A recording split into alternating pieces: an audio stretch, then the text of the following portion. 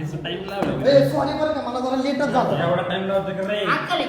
जाऊ दे ना बाबा, पाया पडतो. चला करा सुरू. घ्या. Cheers. अर्र बायकोचा फोन आला राव. ग्रहण लागलं. रेडी का? रेडी ना? हॅलो बायको. आत्ताच ना बसमध्ये बसलोय मी, आता निघणारच आहे. 0 मिनिटं तुझ्या समोर असणार आहे मी. अयो ही बाया काय म्हणती? रडकी चडकी झाली तो सवारी गृहाच्या माया बाजूला आली बसायला. वय तिकडं माझ्या नवरीची जागा आहे की.